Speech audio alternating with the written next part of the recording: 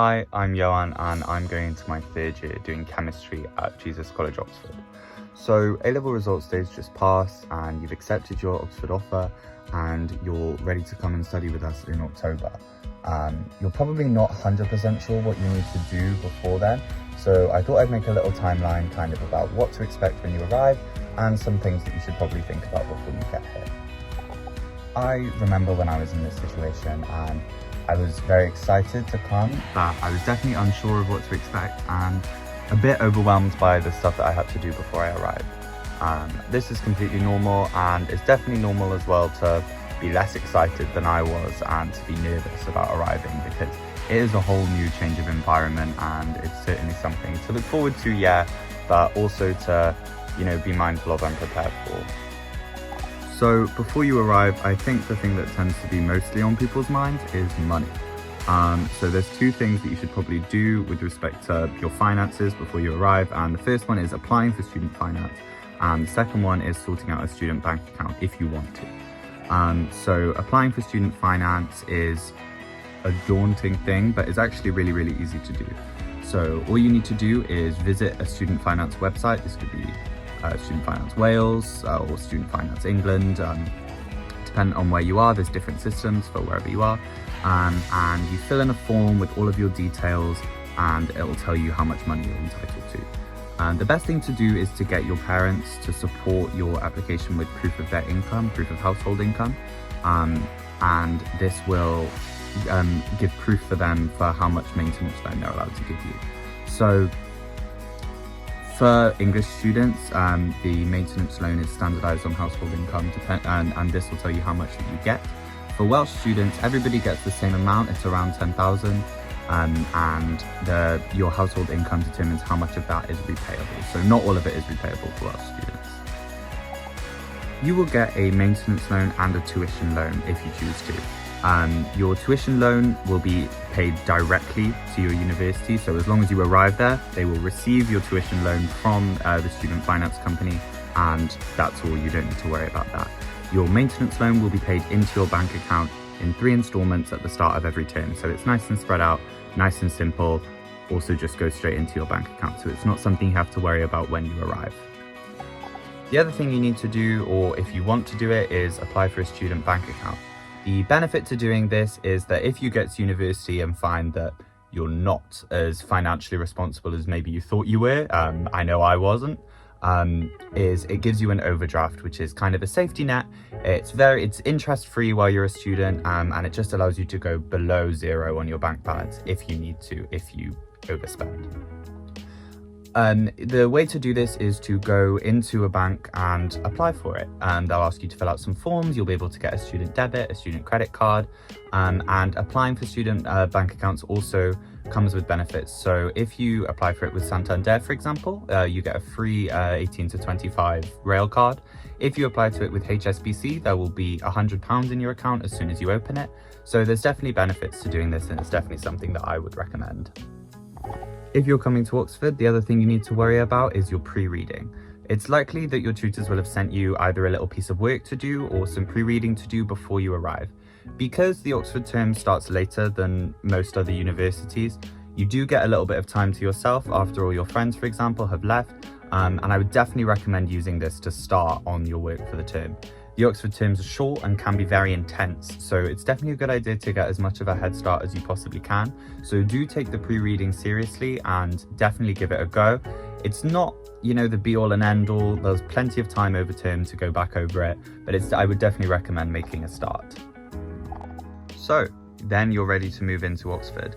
The first week is Freshers Week, which everybody looks forward to. It's a really, really great time for you to meet people within your college and outside of your college and, really find your friend group. So when you move in, you'll be assigned to a staircase usually within your college for first year accommodation. These usually don't have any kitchen facilities, although that is dependent on the college, so do check the website before you come.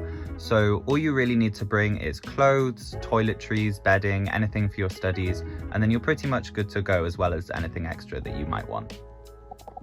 Over Freshers Week then, your college will have organised a set of social activities. There will be things to do in the daytime and things to do in the nighttime, and this will be a mixture of drinking and non-drinking events.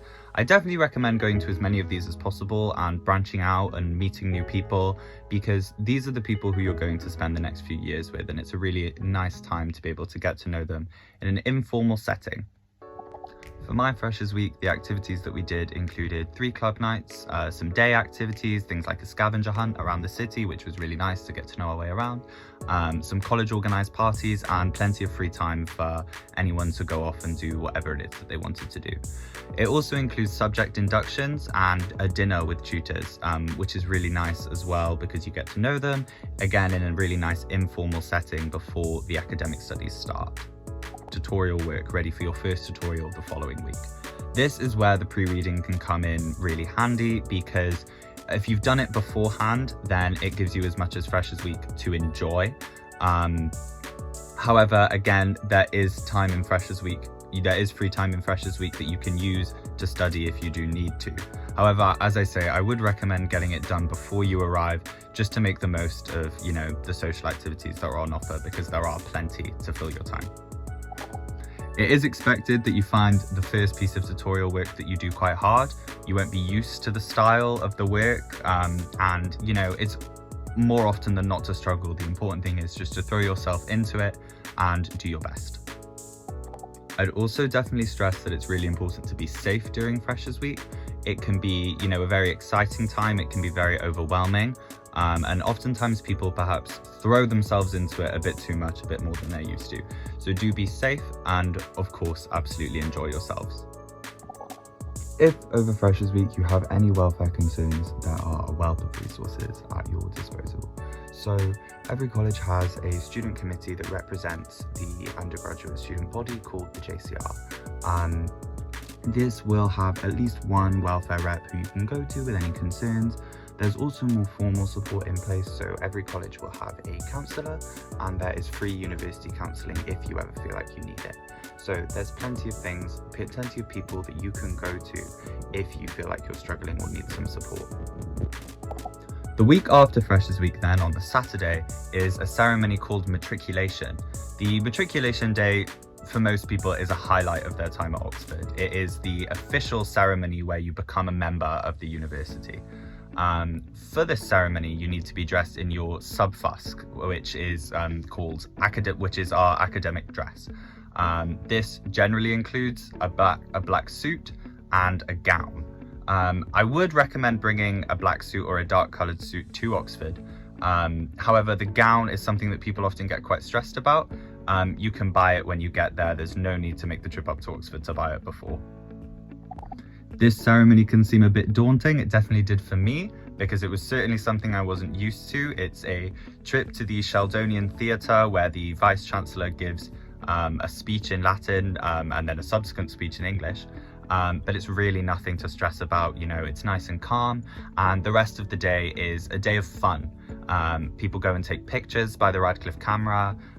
Here's me on my matriculation day in my subfusk. Here's a picture of me when I fell in the river after, when I went punting.